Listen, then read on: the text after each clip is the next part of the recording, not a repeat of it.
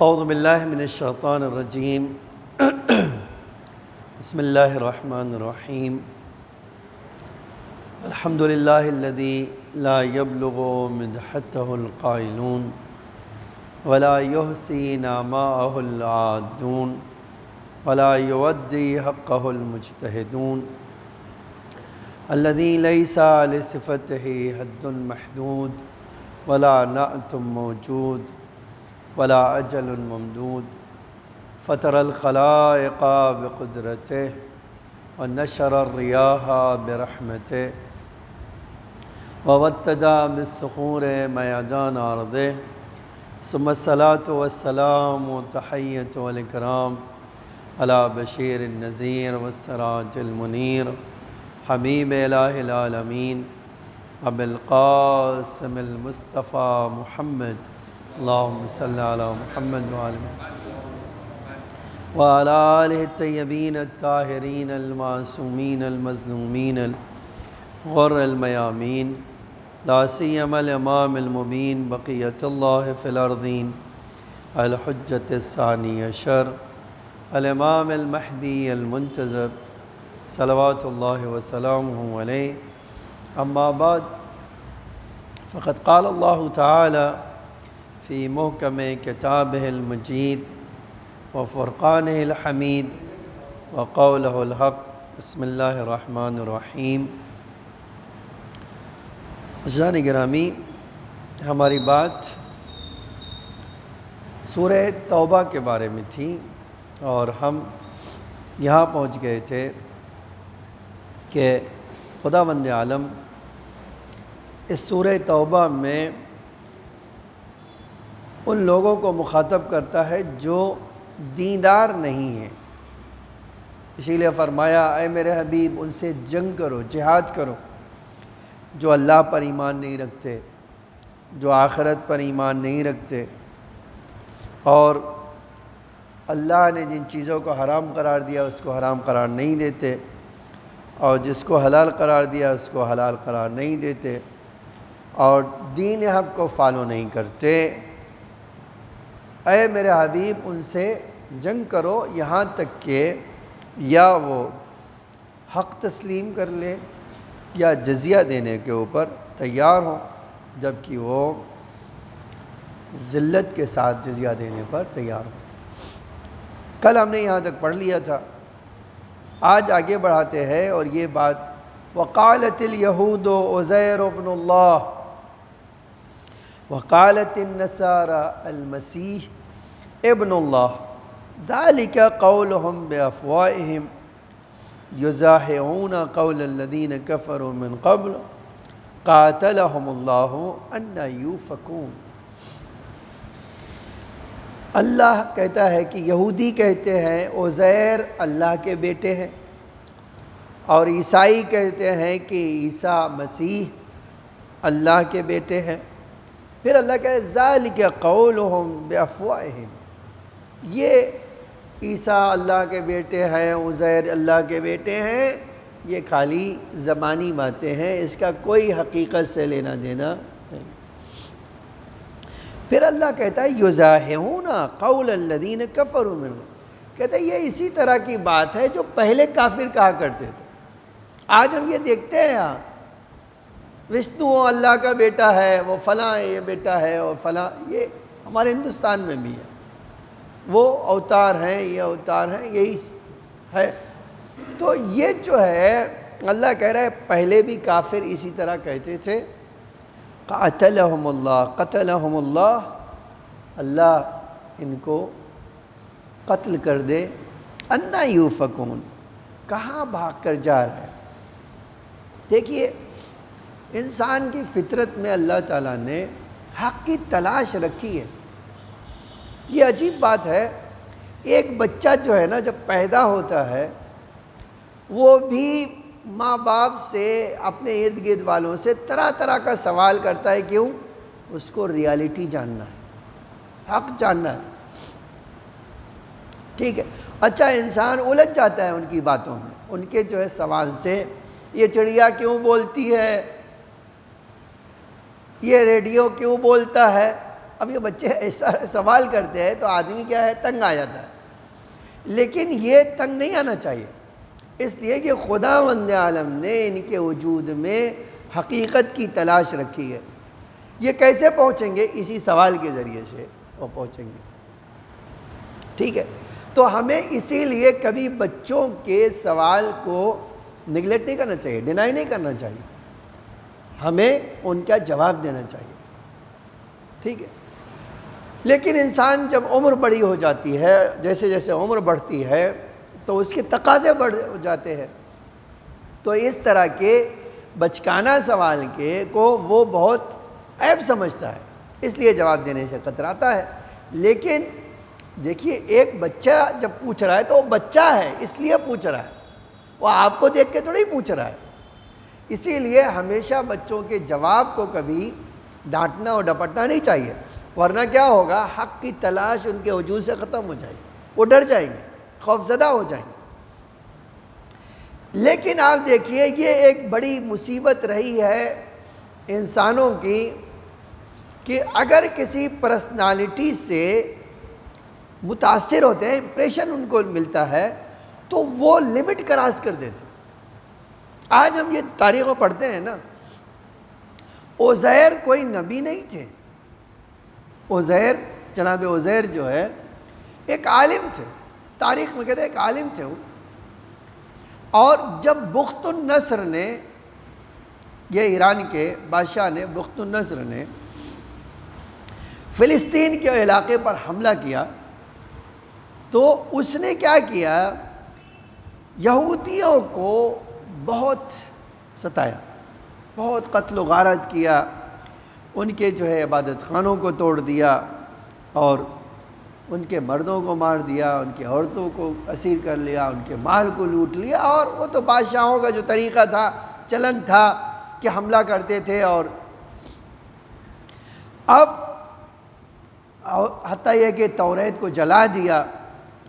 اور جب بابل فتح ہو گیا، فلسطین کو اس زمانے میں بابل کہا جاتا تھا، جب بابل فتح ہو گیا تو عزیر جو ہے وہ آئے کس کے پاس، یہ بادشاہ کے پاس، اور کہا کہ بھئی دیکھیے، آپ نے یہودیوں کے اوپر بہت ظلم کیا، اب آپ کے لیے ضروری ہے کہ آپ یہودیوں کو بسائیے، آپ ان کو پھر سے، ان کا کیا گناہ ہے کہ آپ ان کے ساتھ اس طرح کا سلوک کر رہے ہیں، اب تو آپ کا یہ ملک فتح ہو گیا ہے تو آپ ان کے ساتھ اچھا سلوک کیجیے۔ اس بنا پر یہودی قوم جو ہے عزیر سے اتنا متاثر ہوئی کہ ان کو اللہ کا بیٹا کہنے لگے، ٹھیک ہے؟ اب یہ تو بہت ناانصافی کی بات ہے کہ اگر آپ کسی سے متاثر ہو جائیے تو کہیے یہ تو اللہ میاں بن گئے۔ اللہ میاں کوئی نہیں بن جاتا، اللہ کا بیٹا کوئی نہیں ہو جاتا۔ قرآن تو کہتا ہے لم یلد ولم یولد، نہ اللہ کا کوئی بیٹا ہے اور نہ ہی اللہ کا کوئی باپ ہے، ٹھیک ہے؟ نہ وہ خود کسی کا بیٹا ہے، نہ کوئی اس کا بیٹا ہے۔ اسی طرح جب جناب عیسیٰ آئے تو بہت ساری پریشانیوں کو دور کیا، نو ڈاؤٹ، اس میں تو آج قرآن کہتا ہے اللہ نے جناب عیسیٰ کو بھیجا تو جناب عیسیٰ آئے تو مردوں کو زندہ کر دیتے تھے، اب اپاہجوں کا علاج کر دیتے تھے، جو اندھے تھے وہاں ان کو بینائی عطا کر دیتے تھے، برس کا علاج کر دیتے، تو اس طرح کا کام کیا۔ تو وہ جو یہودی قوم تھی اتنا متاثر ہو گئی کہ یہ بھی اللہ کا بیٹا ہی ہے۔ پھر اللہ کہتا ہے کہ یہ اللہ کا بیٹا بنانا یہ کوئی آج کا اور کل کا مسئلہ نہیں ہے، یہ تو پرانی ریت اور رواج چلی جا رہی کافروں کی، کہ جس کو سمجھ لیا، جس سے متاثر ہوئے کہ یہ اللہ کا بیٹا ہے۔ اللہ نے اس کے جواب میں بڑا عجب جملہ فرمایا، کہے میرے حبیب اس کا کوئی ریالٹی سے کوئی لینا دینا نہیں ہے، حق سے کچھ لینا دینا نہیں، اور یہ جو ہے چونکہ حق سے اس کا کچھ لینا دینا نہیں، دور دور تک اس کا کچھ لینا دینا نہیں ہے، اور یہ تو کافروں کی بات ہے اور زبانی بات ہے۔ قاتلہم اللہ ان یوفکون، کہاں بھاگ رہے ہیں انسان کو چاہیے حق کی تلاش میں رہے، انسان کو چاہیے حق کی جستجو میں رہے، لیکن انسان کہاں بھاگ رہا ہے؟ انسان حقیقت کو چھوڑ کر ہمیشہ بھاگتا رہتا ہے۔ تو انسان کو حقیقت کا خوگر ہونا چاہیے، کبھی بھی حقیقت سے منہ نہیں موڑنا چاہیے۔ چند پیغام ہے اس آیہ کریمہ میں، وہ یہ کہ دیکھیے کسی بھی پرسنالٹی کو اس کے حد سے زیادہ بڑھانا نہیں چاہیے۔ آج ہم یہی دیکھتے ہیں، پوری دنیا میں یہی دیکھتے ہیں۔ آج ان کی دکان کیوں کر چل رہی ہے؟ آپ دیکھیے بابا لوگوں کی، آج انڈیا میں بابا لوگ ہیں، چاہے مسلمانوں میں ہوں، شیعوں میں ہوں، ہندوؤں میں ہوں، کسی میں ہوں، کیوں ان کی دکان چل رہی؟ مسئلہ یہ ہے کہ انہوں نے بیوقوف بنانے کا کچھ ہنر جان لیا۔ آؤ تمہارا علاج کر دیں۔ اب کبھی کبھی ایڈورٹائز جب آپ دیکھیے، ٹرین میں دیکھ سکتے ہیں، بورڈ دیواروں پہ دیکھ سکتے ہیں، آؤ ہر مشکل کا ہاتھ چٹکی بجاتے ہوئے حل موجود ہے۔ اب ایک طرف انسان بیچارہ یہ دیکھتا ہے کہ میں بزنس میں اسٹرگل کر رہا ہوں، مجھے اولاد نہیں ہے، گھر میں بیوی سے جھگڑا ہے، باہر مالک سے جھگڑا ہے، اب ان سب کا وہ اس کے پاس رائے حل ہے نہیں، تو کیا کرتا ہے؟ کہتا آؤ چٹکی میں شرطیہ علاج، پیسہ واپس اگر صحیح نہیں ہوئے، اس طرح کا اب ایڈورٹائز کر کے کیا کرتے ہیں؟ پھنسا لیتے ہیں۔ ایک بار آپ ان کے ہاتھ میں گرفتار ہو گئے۔ آپ تو بمبئی میں آپ روز پیپر میں اس طرح کی چیزیں پڑھ سکتے ہیں کہ 20 لاکھ روپے اس نے لے لیے اسی طرح بیوقوف بنا کے۔ اب جب اس کے بس میں تو پہلے سے کچھ نہیں تھا، اب جب مہینوں گزر گیا، وہ بھی اس کے کسٹمر بھی سمجھ گئے کہ بیوقوف بنایا، اب تو وہ پولیس کے پاس جا رہے ہیں۔ دیکھیے یہ جو مسئلہ ہے، یہ جو ہے ہمیشہ سے تھا، اور ہمیشہ انسان کیا ہے؟ وہ شارٹ کٹ ڈھونڈتا ہے، اور اللہ کہتا ہے دنیا میں شارٹ کٹ نہیں ڈھونڈنا، تمہیں ریالٹی کی تلاش میں رہنا چاہیے، ریالٹی کے چکر میں دھوکہ نہیں کھانا چاہیے۔ اسی لیے آپ جان لیجئے کہ اگر کوئی امام ہے نا، کوئی نبی ہے جس کو ہم الفاظ بدل کے کہہ سکتے ہیں، اگر وہ اللہ کی طرف سے پاور لے کر آیا ہے، طاقت لے کر آیا، معجزہ لے کر آیا ہے، تو کبھی بھی کسی کو بیوقوف نہیں بنائے گا۔ اور ایک عجیب شان بتائے دیتا ہوں، یہ خدا نے قرآن میں کہا ہے، ہمارا نبی جب ہوگا کسی سے پیسے نہیں لے گا۔ بڑی عجیب بات نہیں ہے؟ آج جتنے لوگ بابا ہیں، پہلے پیسہ دیجئے۔ اچھا اب دیکھیے کبھی کبھی تھوڑی کچھ لوگوں میں شرم بھی ہوتی ہے، کہتے نہیں ہم پیسے نہیں مانگ رہے ہیں آپ سے، آپ کی جو مرضی ہے وہ پیٹی میں ڈال دیجئے۔ اب ہم مانگنے کا تو یہ بھی ایک طریقہ ہی ہے نا؟ اب کیا ہے؟ وہ انسان کی سائیکلوجی سے کھیلتے ہیں، نفسیات سے کھیلتے ہیں۔ اگر پیسہ مانگ لیں گے تو شاید بدک جائے، بھڑک جائے، تو اب اس کو طرح طرح سے، اب ایک مثال میں نے کسی آدمی سے دیکھا، تو میں پوچھا کہ بھئی گئے تھے تو کیا کہا اس نے؟ تو اس نے پلٹ کے کہا کہ انہوں نے کہا کہ 5 میٹر کپڑے لاؤ، اور ایک بکرا اس کلر کا لاؤ، اور فلاں چیز لاؤ تو تمہاری پریشانی دور ہو۔ میں نے سوچا یہ اس کا تعلق کیا ہے مثلا؟ پھر مجھے پتہ چلا، مجھے اندازہ ہوا اس کو پیسے لینا ہے، کیش مانگے گا تو دے گا نہیں ہو، تو اس نے بہانے سے طرح طرح سے وہ پیسے، اچھا اب اتنے سارے بکرے کیا کرے گا؟ ادھر سے لے گا ادھر بیچ دے گا۔ لیکن انبیاء کی سیرت میں کبھی بھی آپ کوئی بھی ہمارے اماموں کو بتا دیجئے کہ انہوں نے کسی کی پرابلم حل کی ہو، کہا پیسے دو، بلکہ انہوں نے تو کیا کیا ہے، جس کو پیسہ چاہیے تھا اس کو پیسے دے دیے کہ تمہاری پرابلم ایسے حل ہو جائے، اور وہ بھی تھوڑے پیسے نہیں دیتے تھے، اتنا دیتے تھے کہ وہ بے نیاز ہو جائے، پھر کسی کی اس کو محتاجی نہ ہو۔ تو آج ضرورت ہے ہم حق کو ناحق سے پہچانیں، حق کیا ہے باطل کیا ہے، دونوں کو الگ کریں۔ آج ہماری زندگی میں، آپ کی زندگی میں بھی بہت سارے ناحق اور حق اور باطل کا ٹکراؤ ہے، اور ہم روز اس کا سامنا کرتے ہیں لیکن فیصلہ نہیں کر پاتے ہیں۔ اسی لیے اللہ کہہ رہا ہے کہ یہ پریشانی ہر زمانے میں تھی، حق اور ناحق کی۔ آج آپ دیکھیے 20ویں رمضان کا یہ 20واں جلسہ ہے ہمارا، اور ایک بڑی پریشانی جو آج کی تاریخ کے اعتبار سے ہے وہ کیا ہے؟ پیغمبر کے بعد لوگوں کو اصلی اور نقلی کی پہچان نہ ہونا ہے۔ نہیں، کل میں نے آپ کے سامنے عرض کیا تھا، لوگ جو ہے اب ایک معیار، بوڑھاپا معیار کہیں ہو سکتا ہے کسی کا لیڈر بننے کے لیے، کہیں آپ زور گوئی، جھوٹ، کیا یہ معیار بن سکتا ہے کسی کی جو ہے خلافت اور وصایت کا؟ وہ بھی ان انبیاء کی جانشینی کی بات کر رہے ہیں، اور بات کون کر رہا ہے؟ جس کو ایک شرعی مسئلہ نہیں آتا۔ اب آپ دیکھیے، جس کو اتنی تمیز نہیں ہے کہ معجزہ کیا ہے، جادوگر کیا ہے، جادو کیا ہوتا ہے، وہ آیا اللہ کے رسول کی کرسی پہ بیٹھنے۔ تو یہ حق اور باطل کے پہچاننے کا مسئلہ ہمیشہ سے تھا۔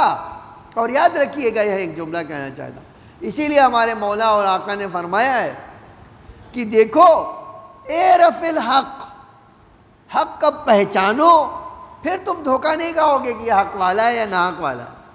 مسئلہ کیا ہے؟ تم نے پرسنالٹی سے حق کو پہچاننے کی کوشش کی ہے۔ ایک بڑی پریشانی تاریخ میں یہی ہے کہ حق کا معیار ہم کیا سمجھتے ہیں؟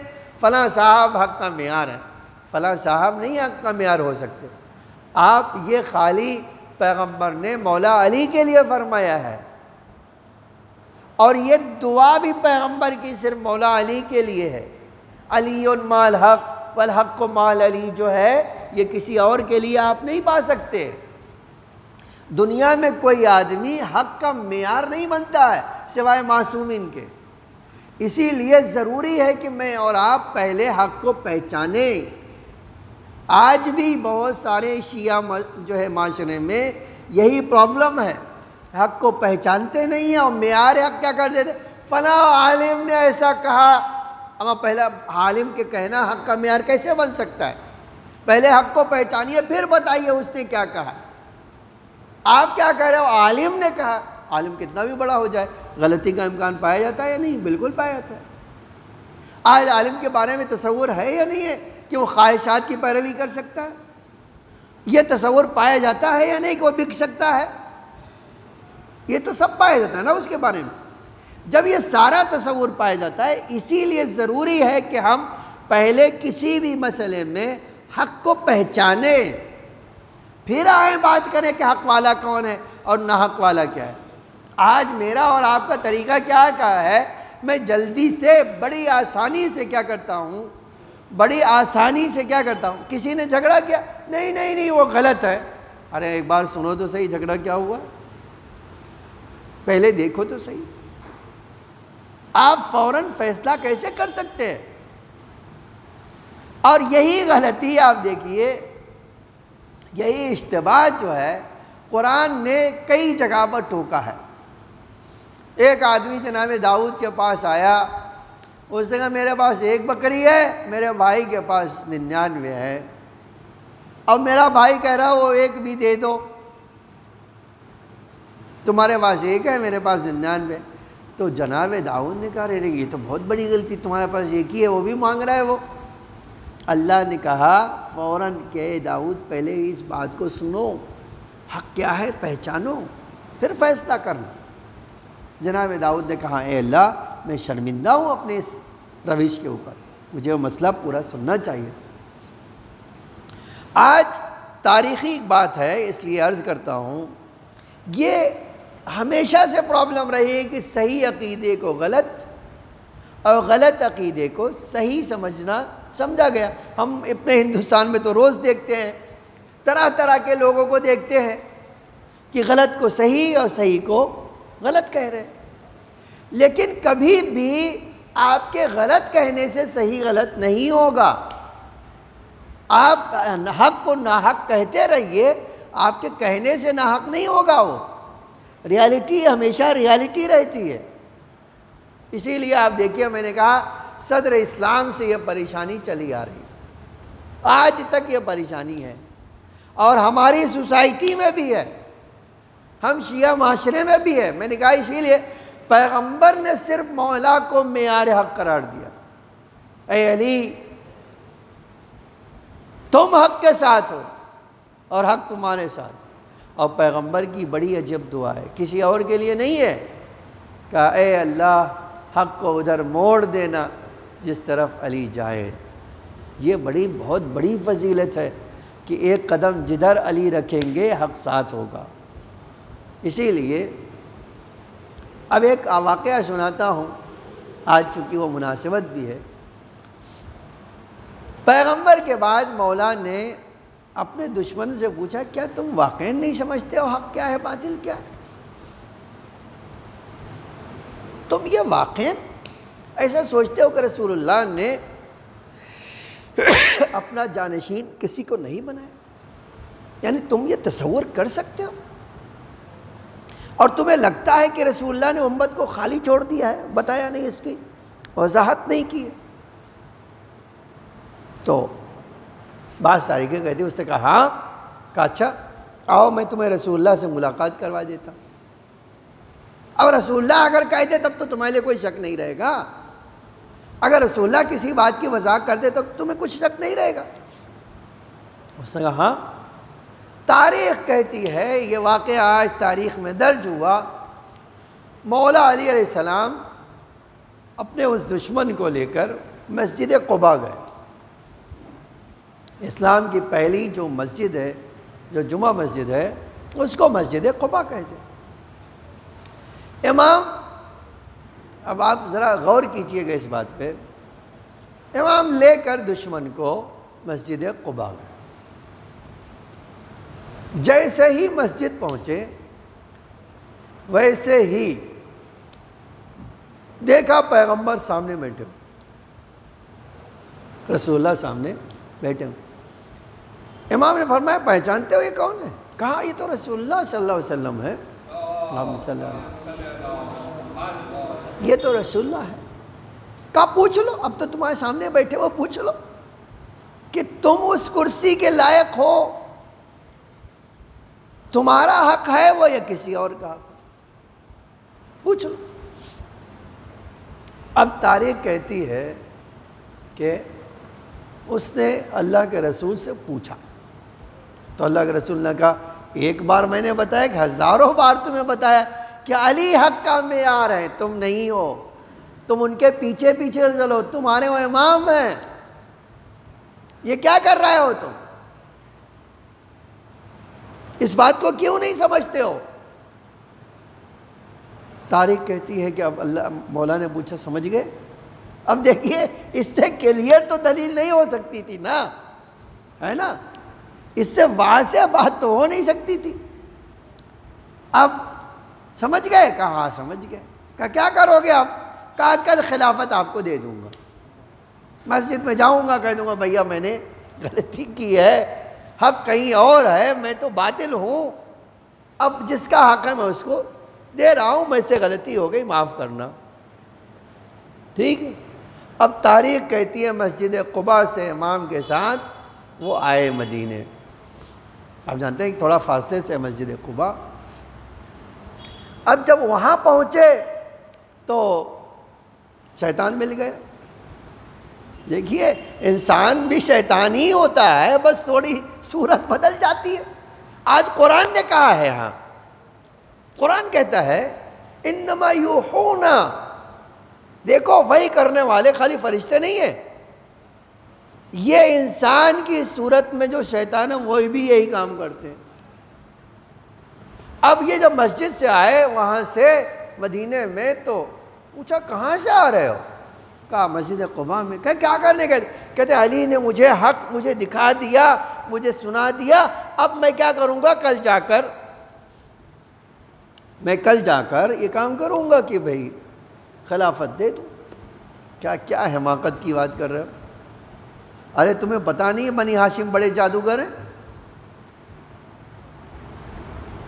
کیا تم بھول گئے کہ رسول اللہ کتنے بڑے جادوگر تھے؟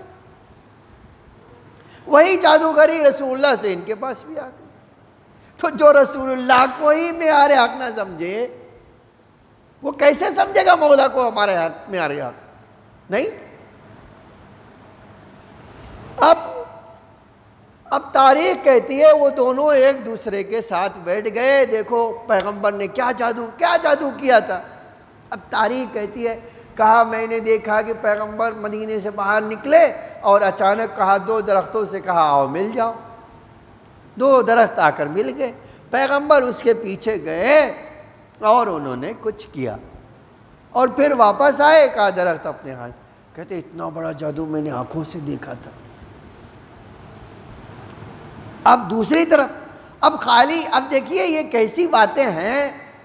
اب یہی خلیفہ اول کہہ رہے ہیں ہاں میں نے غار میں بھی بہت بڑا جادو دیکھا تھا۔ کہا کیا دیکھا تم نے؟ کیا دیکھا تم نے وہاں؟ کیا دیکھا؟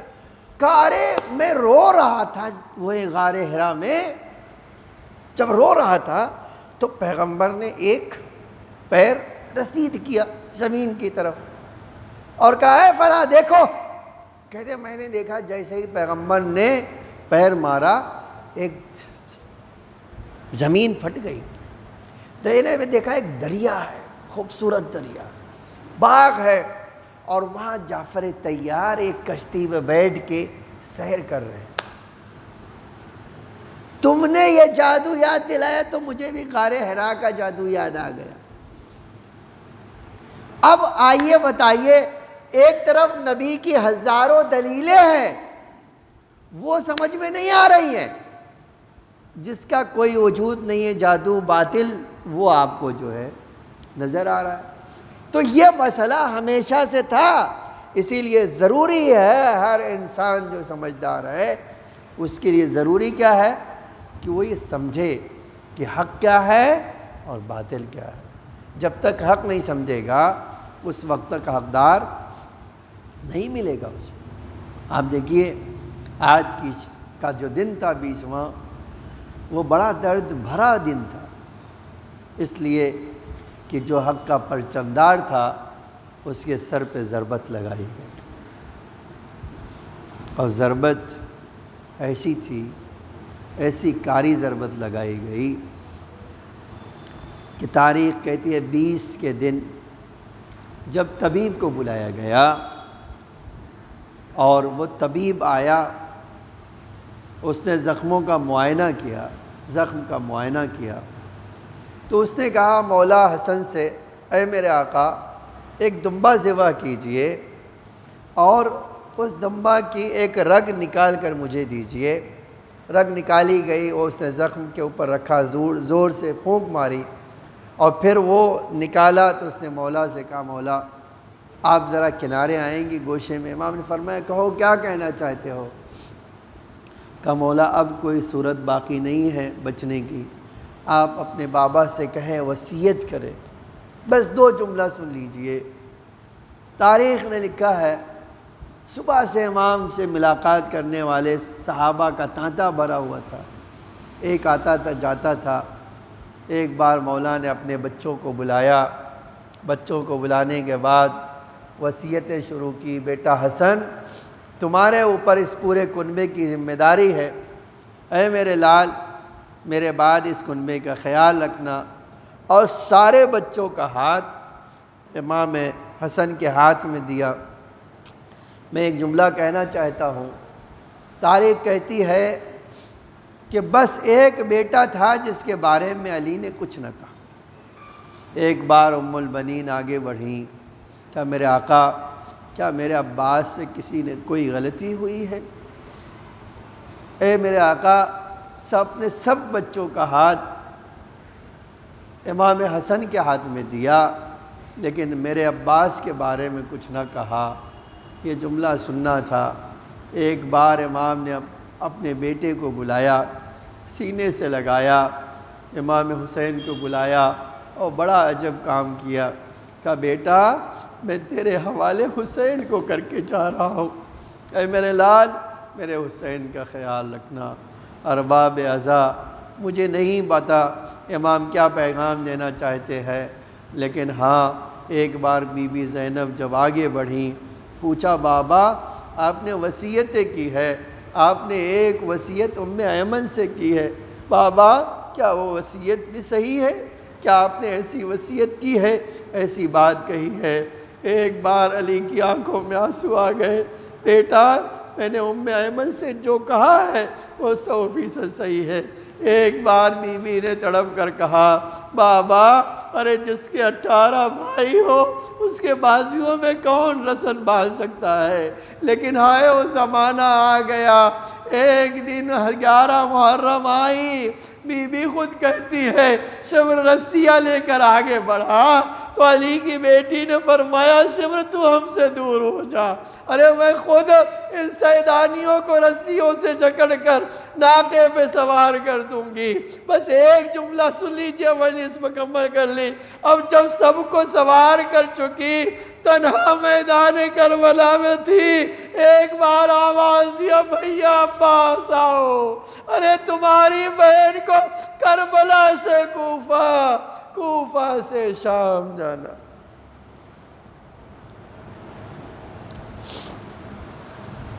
الا لعنۃ اللہ علی القوم الظالمین، سیعلم الذین ظلموا ای منقلب ینقلبون، الہی بحق زہرا وابیہا وبعلہا وبنیہا وسر المستودع فیہا بعدد ما حاط بہ علمک۔ اے اللہ ہماری اس مختصر سی مجلس کو قبول فرما، اے اللہ ہمارے ڈھیر سارے گناہوں کو معاف فرما، ہمارے مختصر سے اعمال کو قبول فرما۔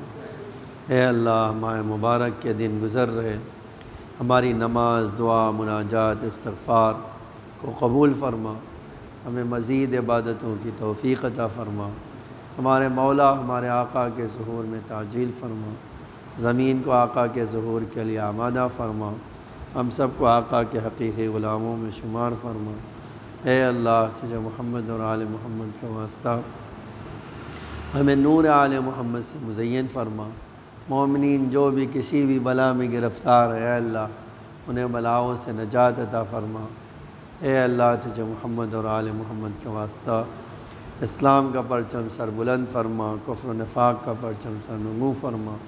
مومنین جہاں بھی ہوں ان کی جان و مال، عزت آبرو کی حفاظت فرما۔ اے اللہ جو بیمار ہیں انہیں شفاء عاجل و کامل عطا فرما۔ اے میری معبود اس آفت و بلا سے تمام مومنین کی حفاظت فرما، ہم سب کے رزق حلال و برکت عطا فرما۔ اے اللہ اسلام کے پرچم کو سر بلند فرما، کفر و نفاق کے پرچم کو سر نگوں فرما۔ ربنا تقبل منا انک انت السمیع العلیم۔